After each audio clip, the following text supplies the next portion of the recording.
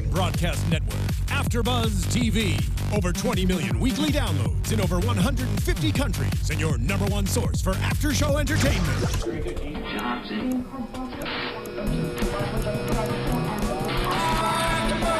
AFTERBUZZ TV, the destination for TV superfans. Producing aftershows for over 300 of your favorite TV shows, interviewing celebrities and showrunners, and bringing you behind-the-scenes exclusives. All thanks to E! Entertainment's Maria Menounos, producer Kevin Undergaro, and internet leader Akamai. Now, let the buzz begin! Superman. Maybe our best intro song yet, I'm gonna say. Yeah. Oh, yeah. Oh, you got the lights going. Yeah. Kryptonite.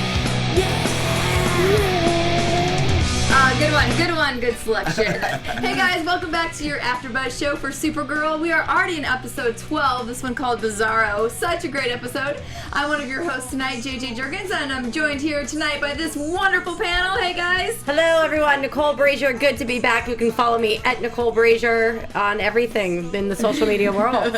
I'm Stephanie Wenger, and similarly, you can follow me at Stephanie Wenger all over social media. And I'm Tauri J. Miller. You can find me at Tauri J. Taurijay. Oh yeah, that's so smooth and sexy when you say it. All right, well, speaking of smooth and sexy, we're going to start out with the romance tonight. Yeah. I know you ladies. Our fantasies are tickled. And you too. I mean, you're not as excited as probably as we were, but yeah. Ships. Well, let's get that out of the way because we want to gush on it for a little bit. It's my favorite part of the episode, I think. The breakup wasn't, but that first date was so cute. Yeah. I just loved the music. Every time that they were together, there was this like sexy, suave music. And I was like, this is so corny, but at the same time, I'm like, loving it. I just hope he comes back in some capacity. I know we were talking about it doesn't look likely, but I hope so. I felt the same, and so I did go on IMDb and check out his credits, and it ended after 2, but we're going to still hold on to hope. I mean, I think that's probably... That has our answer for this season. I was going to say, there's always hope for season 2. Right? Yeah. They teased us, and that's not right, you know? Don't you feel teased? Totally. I just feel like they could have wrote it out a little bit more, but I feel like this is what they've been doing with this show, right? It's always like a one and done deal every episode, and then there's something new, which isn't necessarily a bad thing. I like that the show's moving forward at a quick pace, like some other shows that we do here, I'm sure, go at a slower rate, and you're kind of like, well, I want this to happen. Yeah. Where this show, though, I was enjoying this. I know that this wasn't like the end game relationship that they're going for. Obviously, that's James right now, but I enjoyed it. I would have liked it for a few more episodes. Totally agree. I mean, to have the first kiss and the breakup all in one episode, for me, was a little much. At least one more episode. Because I also like how it brought Wynn and James together for that moment. Where, so I wanted to see a little more of that, or like, what's going to happen, and I like that conversation. When James called them out. As well as Kat and Kara's great relationship that it brought. Yeah, let's talk about Kat's, her change of attitude when she was thinking that, when she was bringing her coffee this time. It was nice to see. Yeah.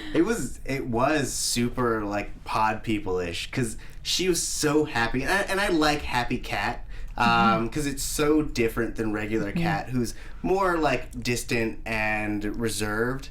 So I love that transition, but you knew it was short-lived. You knew that as soon as something happened, it would just turn. Just like that, which I thought was a fun character twist. Yeah, and Calista Flockhart, I think we say it every week, she does such a great job with the material she's given. Like, every week, I kind of am surprised at how, like, easy she makes it look. Because you have this one kind of, I don't know, like, intense character that you're playing, and then to, like, switch that can't be the easiest thing to come in for a few scenes and do that, and it's so impressive.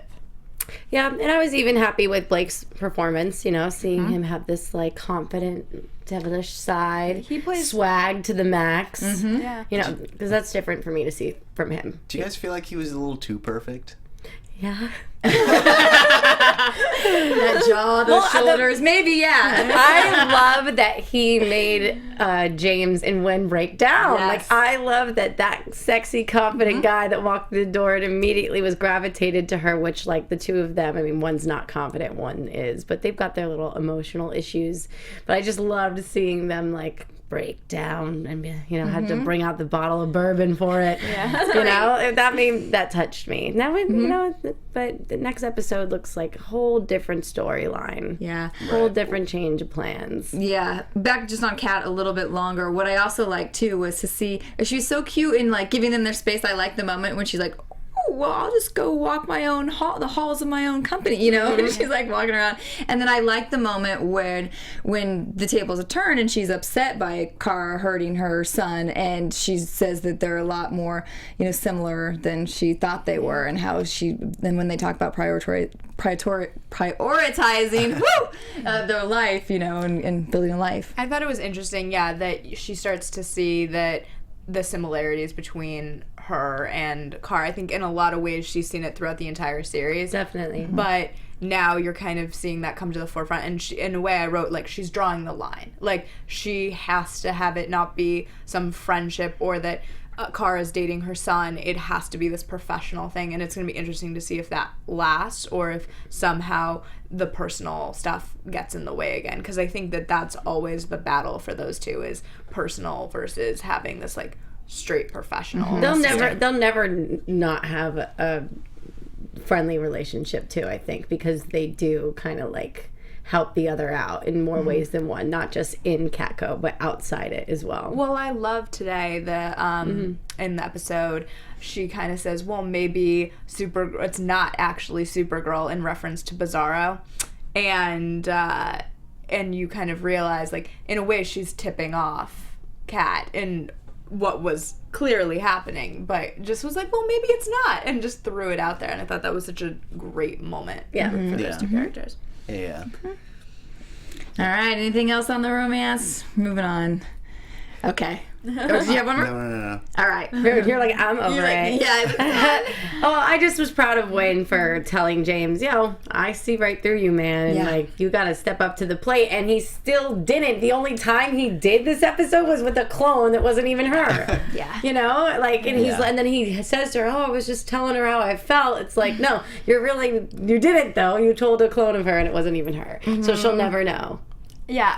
That upsets me. I feel like this is going to be not next week, though. I know this show moves quickly, but I think this thing of James not saying what he actually feels could cling on even till the end of the season. Like, I think they're going for a big reveal on that. Yeah, I think so too. But I totally agree with you. When he, dismissed that, like, he didn't say anything, and I'm like, here we go again, and he's giving her these looks, but yet he's running off to go be with Lucy from the like, airport again. You're killing me with this. Stop with this whole Yeah, and then these have a nice day. Like, enough already. Totally. Okay. Yeah. Sorry. Well, I mean, I get though why it happens so fast, and that, like, I mean, originally the season was a 13 episode season, so you could assume that maybe at some point they had this episode just to set up him confessing in the next one, or having her overhear him in this episode and them dealing with it in episode 13. What with them thinking that might have been their last episode in the season, and then now that they've gotten an extra, I think it was 6 episodes or I think they're 20 now, right? 20, yeah, 20 total.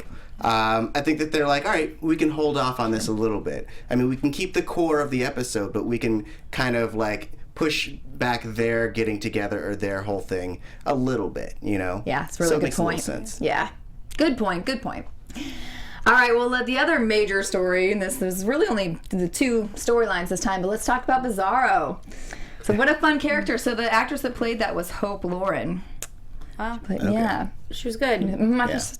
Yeah, I mean, it's always interesting to kind of, that's not a character you're immediately supposed to like or love or anything, like, so it's hard to come in as an actress, I think, and play that type of role. But I thought she did a great job with it. Yeah. I felt like they treated the Bizarro character really interestingly this time. It's, for me, I guess, it's hard for anyone to do a Bizarro story because for me the best one is the one that was in Superman the Animated Series, which is closest to this storyline in that it was a clone of Superman, and then it went crazy and deformed or whatever. And I think that they did a really good job of doing it in live action with the story elements that they had at hand. Especially her slow degrade, because you really felt sorry for her this whole time. I mean, you see her getting the shock treatments, and you see her being manipulated by Lord, and ultimately she just wanted to exist. She wanted to be Supergirl, but would never be, and she was always going to be a pale imitation. So I like that they really played that up. I agree. Did you know much about? I looked up that the original Supergirl Bizarro was created by Bizarro Jr. using the duplicating machine. Do you know about the duplicating machine, or Mr. All-Knowing over here? Not much. The name rings a bell, but it's not a common thing I come across, because I'm used to the Bizarros coming from Bizarro World. I have the chat open, so some people think that the Bizarro character wasn't the greatest, but with the when she turned white, they liked her better that way, as opposed to the just generic clone that was Supergirl bad. At least when she turned ugly, right? She had a little bit more character to her. She made her a little bit more scary, a little bit more fun to watch. Yeah, I mean, I would agree with that. In that, I hate to keep comparing it, but in the Superman the Animated Series one, he had all of his he had basically all of Superman's, not memories, but his mannerisms. He spoke full sentences. He was a fully fledged person, and you got to see him become this Quasimodo-esque creature that's can't form full thoughts. Whereas this one, she started as a basically kind of a robotic, very small-minded creature, and then you just saw her become on the outside what she was on the inside. I like that she had the struggle, kind of the moral struggle, since she did have Supergirl's DNA, and she's no, but she's doing good things and she's saving. And I like that it made Kara, Supergirl, want to not kill her or not destroy her. Now, they put her back in the coma. Do you think they'll ever bring her out and use her powers for good? She's just going to be in the coma forever. Ooh, that's a good one. Yeah, what do you guys think? Fans, what do you think too? I don't think that will happen. I think it's a good theory and a good thought, but I think we're done with that. They like to give us new things every week. So maybe in the next season, Bizarro comes back. I wonder if there will be a different version of Bizarro. As you mentioned, there's different ways they can kind of incarnate. Yeah. And so maybe in season 2 or 3 we'll get a different form of Bizarro, and how will she fight that, because it won't be the same origin as this one. Yeah. I mean, and they kind of open the door to there being more Bizarro versions in saying that there are 7 total missing Jane Does. Everyone assumes that the previous 6 were failures, but you could also assume that they were successes that are kind of waiting in wait. Right. So, I mean, I also think that at some point, maybe if they get too far over their head in some battle, they might bring her back and be we need your help. It's your chance to be a hero. And I think that would be a really interesting storyline. Yeah, I would like to see that. Yeah. Now, what do you think? So Maxwell Lord is now in the DEO. How do you think that's going to go over with him lurking around? Someone mentioned that they want him to give himself superpowers, and they're wondering, could he do that in the DEO? Inject something in him to make him a villain, but with superpowers. I'm surprised he hasn't tried it in his own lab. Yeah. Ready, to be honest, but that's never been an actual thing before with this character. No. Interesting. I mean, with the amount of aliens that are in the DEO, it's a possibility. I feel like his character though is too arrogant. I feel like he already feels like he has superpowers. He's already the greatest he's ever gonna be. So I don't know if his character feels like he needs to improve himself in some way. Martin on our chat says in the comics, Maxwell has telepathy. Uh-oh, look at Tauri. He's like, I don't know about you're that wrong. I'm just I'm literally just running my mind through my dad. Because, like, no, okay, maybe. It's not a far off thing to happen, being that he is in the DEO. And think about Hank's reaction to him being at the DEO. He was like, this is bad. This is bad for our security. Yeah. And then with a person of his intelligence, it's not far off for him to figure out how to do that. I don't think it's a good move to have him around a bunch of... So yeah, I'm definitely curious what's going to happen with him in there, and the next episode of her going to this dream world. It's like people won't be so focused on Maxwell because she's getting attacked by this this parasite. So he's going to be something's going to happen with him. He's not going to be there. And I did not to do any spoilers. I have not seen the episode, but online there's some pictures from the episode that they released today or yesterday, and they have Maxwell in the room with her when that alien's like on her. So it's like they must need him for help or something. So it's just going to be scary that he's going to be a little too close to her and all of that. Yeah. Sorry, I jumped the gun. It's okay. Do you guys feel like he was, like, I feel like his transition up until now, he had been relatively gray. Then we see him become more of a dark force, and then but I feel like this episode, he like really went dark. Like he went not over the top, but like. He was an inch short of twirling his mustache. I agree. That scene where he's staring in the mirror and then she's in the back. And like he was definitely, and it was all shot dark too. Yeah. Do you feel like that this episode's transition into that was quick, or do you feel like it was justified? It didn't bother me. I mean, I liked to see it because he's so bad, good at being bad. So it didn't bother me. Okay. Yeah. I think we're gonna need him though. We're gonna need him to help Kara next episode. People are talking in the chat too, saying that talking about Lex Luthor and Maxwell teaming up with Lex Luthor, and then Superman would come to help Kara to stop the two of them. But he's already. And then Lex Luthor. I guess in one of the original comics, he used his telepathy to control Superman and forced Wonder Woman to snap his neck.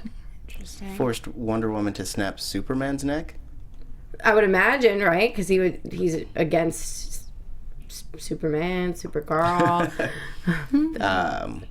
This is, but they'll answer. Was the transition for him too quick for you?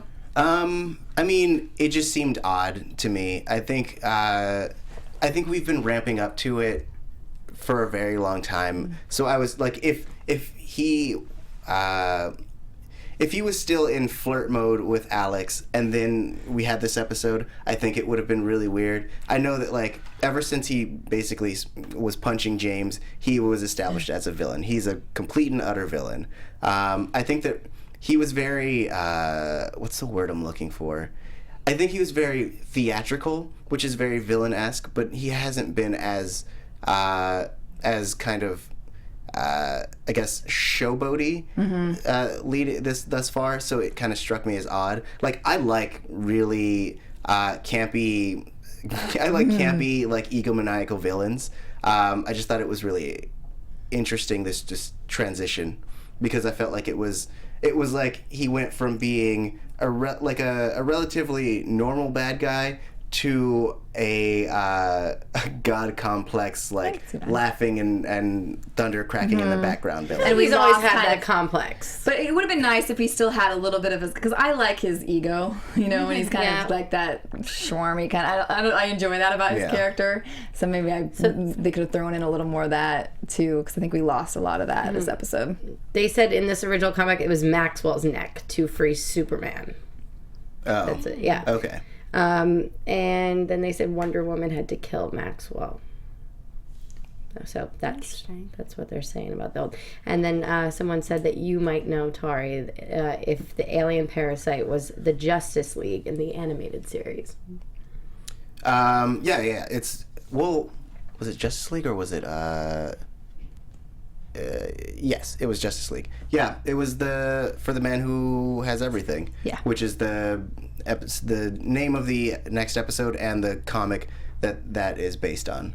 I was going to talk about it in predictions, though. Yeah, we'll save that. All right. All right. Wow. Do we have anything? What else about this episode? This was a good episode. It was definitely better than last week. There's a lot. There's a lot to leave open for us, with the relationships and Maxwell, and then like her going through this next week, wondering how this plant even entered her home. Like, I don't. There's a lot to take in. It's gonna be interesting to see kind of on both fronts that how all of this yeah, exactly as you said, kind of the scenes from next week, how that plays out and how her relationships, it seems like it's kind of a slow burn with James right now, but I'm surprised she jumped right back into James, though. It's like, wings, let's go get some wings out. I'm like, what are you doing, girl? Like, take a back seat. You just broke up with the hottest man alive, and now you're asking your, like, former thing, like, to I totally agree with you. just like restart where you paused it, which makes you a tease. Cara. He's the only friend she has left, though. That bothered me too, though. It's like that just happened. I mean, don't you have that moment of going home and like being a little sad that you just take a bottle of wine out, get some pizza, totally put your PJs on, like I kept thinking like more they in had the relationship. They had the ice cream scene last week with her sister where she was like eating ice cream. She's like, yeah, I have a date. I was like, oh, this is so cute, but it really felt like it should have been this week. Being like, I'm so sad, I'm eating ice cream. Yeah. Like, not to be the cliche, but kind Makes of sense. Yeah, especially because her eyes were all red as she was, breaking up with him and sad. And I guess we could talk about the breakup of the fact that, do you guys all think it was because she also thought that he would be harmed if he stayed? Maybe deep down, I wish she had like said that subtly or somewhere to like verify that, but I think she knows that, especially just with everything going on, that she can't be in a relationship. I feel like I was probably the only person watching that in some ways really wanted her to tell Adam that she's Supergirl. and then have it be like that he has to keep that secret from his mother and what that does to him. I think that would be a really interesting place to be. So cool. Yeah. It would be awesome because then we get to see more of him. Too bad. Yeah. But that's to me, that's the only thing that makes sense, is that she realized that basically now that Maxwell knew that he knew her secret identity, everyone that she cares about is in danger. So she couldn't endanger this guy that she really liked, and also the son of her boss, because that would hit her on all fronts. Definitely. Yeah. Agree. He's too much of a liability. Yeah. It's tough. Though she could have came up with a better excuse. Yeah. I just got out of a relationship. I'm not ready for this. I'll call you in a month. Yeah, I know. The breakup was kind of, agree. So basically her stepmother's been threatened, right? Mm-hmm. Okay. I feel like, can we talk about that a little bit? Or is that more of a prediction thing? So what was he basically trying to say? That he did something to her, or they got to be more on watch for her? Like, what do you... or that he's aware of where she lives. I mean, essentially, he was basically... It's like if you met a stranger and they started listing out all of your information, you'd feel threatened because essentially you know that there's no way you can hide. And that's... what he was doing is saying that he knows everything there is to know about them, and that even if they think they're safe, the people that they love aren't. Yeah. That's so villainous. Yep. Yeah. Him. He was evil. Yeah. He's definitely going to do something where he becomes more than just a verbal threat. That's definitely a thought in my mind. Yeah. All right. Well, does that wrap up our chat about the episode? Anything else? Any other comments? I think we got it all. All right. Well, let's go ahead and we have a little bit of news and gossip. AFTERBUZZ TV News. All right, so we have some pictures for you guys. So there was an interview with Makad Brooks, and he shared this new Calvin Klein underwear ad campaign that he is in. Yeah, so I thought you guys might enjoy that. There's also one other photo which shows some amazing abs coming up here. It's great. Nice little treat on a Monday night. Yeah. Little chocolate snack on a Monday. Too bad we didn't bring any milk. Okay, sorry. Tauri, I'd like to see you up there in your boxer briefs. That's what I look like. Come on, guys. Awesome. Oh man. All right, so it's just a little fun. I wanted to show you guys that. In their interview, he also said that little tidbits that his mom was a journalist, and then he showed a little picture of his cousin dressed up as Supergirl. So that was cute. And he said that it means a lot to him to be on a show that's speaking to families and little girls. So I thought that was very nice. What a little heartthrobber. Really though. Oh, and from scouring his Instagram, I believe he's also a little musician that he can sing and play guitar. What won't he do? What can't he do? Need to find a little sample of that to bring in. We need to get a little sample of him. I can sit right here. Play the guitar in his Calvin Klein's and sing. Yeah. It's going to be a great show for everybody, right? It would be perfect. All right, that's all I got for news and gossip. Okay, let's get into some predictions. Okay. And now, your AFTERBUZZ TV predictions. Anyone who wants to go first? Not me. Let's go. I mean, all right, so we know that we have the Black Mercy, which, for those who don't know, is essentially it's this telepathic plant that it latches onto a host, makes them see their deepest fantasy in order to keep them in the trance, and it essentially feeds on them while it does that. We know that Kara is going to see herself on Krypton, and we know that essentially in order to break this trance, she's going to have to give up her greatest desire, which is always a fun, tragic story. It's one of my favorites, both the comic and the Justice League version as well, because it's you see most heroes are super tragic characters. They have all these terrible backstories, and you rarely get to see them happy. And so it's like this opportunity to see Kara happy and feel like she belongs, and then it's all ripped away from her. And I really find that interesting. Yeah, it looks like it's going to be a good one.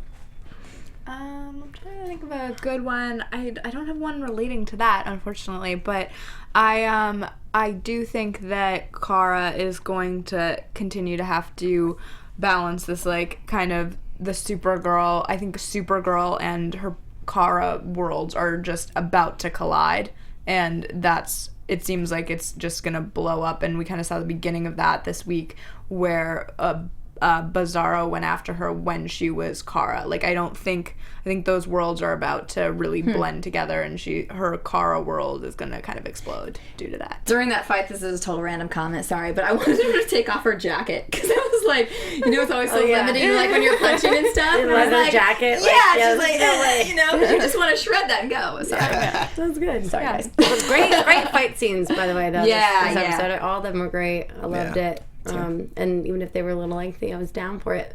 But I'm definitely predicting that Maxwell Lord is going to become more than just a verbal threat. There's going to be action taken, and I think that him being in the DEO is dangerous. And even though it makes sense, and Alex had a great point to Hank's point is just, as good with the security of the DEO and stuff. So I'm nervous for him being there. I mean, or maybe they're just gonna like have this scene next week where he's out and it's like whatever, because they're focusing on the plant. But wait, you said he was in the same shot with the okay, never mind. He's trapped in the DEO. Yeah. So something worse is gonna come from that. Yeah, that's what she was on the table and he was in there in the room. So I think that somehow they're going to have to lean on him to help get through this. But then I think that's what's going to be trouble, because now he's going to be like too close and in there, and then it's just going to give him the power or the knowledge to do something really, really bad. Yeah. I think it'd be baller if at the end of the episode they had the Black Mercy on Maxwell. That way it like takes care of both of their problems.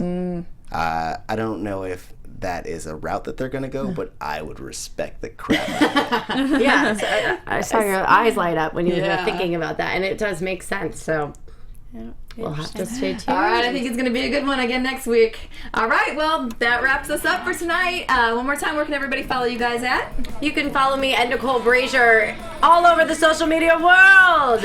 And you can follow me at Stephanie Wenger all over the place. And you can find me at Tauri J. It's TauriJay. And I'm at JJ Jurgens on Twitter, JurgensJJ on Instagram, and at TomGirl.tv. Thank you guys so much, and we'll see you again here next week. Bye-bye. Bye. From executive producers Maria Menounos, Kevin Undergaro, Phil Svitek, and the entire AfterBuzz TV staff, we would like to thank you for listening to the AfterBuzz TV network. To watch or listen to other after shows and post comments or questions, be sure to visit AfterBuzzTV.com. I'm Sir Richard Wentworth, and this has been a presentation of AfterBuzz TV. Buzz you later. The views expressed herein are those of the hosts only and do not necessarily reflect the views of AfterBuzz TV or its owners or principals.